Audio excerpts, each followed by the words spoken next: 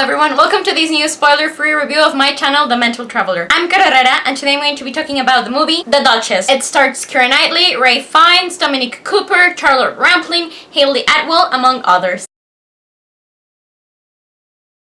My first introduction to The Duchess was watching it in the movie theater with my family. It instantly appealed to me for several reasons. I am an Anglophile who loves period dramas. I also love the British film industry, and then the more research I did about it, the more intrigued I became. For example, this is a movie based on the life of a woman who lived back in the 18th century. She was apparently one of my favorite queens, Marie Antoinette, the last queen of France. It was interesting to see how these two women living during the same time period who corresponded were alike, with their similarities and differences. They both had difficult marriages and they both were fashion icons of their day. But then the Duchess is also an ancestor of Lady Di, so that was also something that caught my interest. Even in the trailer, it was sort of promoted because of the similarities between Georgiana Cavendish and Lady Diana Spencer. Even though I'm a big fan of the British royal family, I'm not that attracted to Princess Diana. She's not one of my favorite royals, but it was fascinating to see all the connections that she had with her ancestor.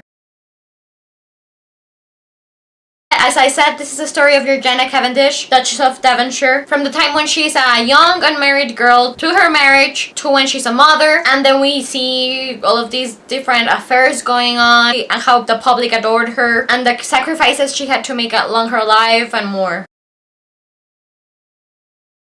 I give The Duchess a 5 out of 5 stars review for different reasons. It's not one of my favorite movies out there, but I really like it because of the performances, the beautiful costumes and sceneries and landscapes. I believe they even filmed in the state that Georgiana and her husband lived in. I like how the film gives us glimpses of the political situation of that time period, how the upper English class lived in the 18th century, and not just how they lived, but all of the closed-door love affairs that they had to try to keep hidden. And while these people may not be the ruling monarchs of their country, it was interesting to see how they were nonetheless ruled by the society they lived in and what that said society expected of them, even in matters of the heart. And so, in a way, it's fascinating to see how Georgiana explores her strengths through all of these different outlets available to a woman in her position, from creating designs to wear, to being a beloved public figure, to wanting to find true love. And I mean, even when she's succumbing to vices, I really admire her for going through with it all, because at times her life was more of like a nightmare than just this really cool, rich existence. Also, I've seen a lot of the behind the scenes of the Duchess, and I like these little details about how there's Georgiana and there's her friend, and at the start of the movie, Georgiana wears light clothing and her friend wears dark clothes. And as the story progresses, they exchange roles, and so Georgiana is the one wearing darker colors and her friend is the one wearing lighter tones. One last thing, I love Keira Knightley's performance here. I think she does a great job in showing the different stages that Georgiana went through in her life, from this naive young bride to this disillusioned woman, and then succumbing to the inevitable. Yeah, really hard thing to watch. Beautifully carried out by Keira Knightley and the rest of the cast. For the moment, this is all I have to say about The Duchess. I hope you enjoyed my video of it. If you did or if you didn't, please let me know, because I would love to discuss this movie with you. In the description box below, you can find a link to the film's IMDb page. I'm Carrera, the Mental Traveler, and I wish you a great day. Goodbye!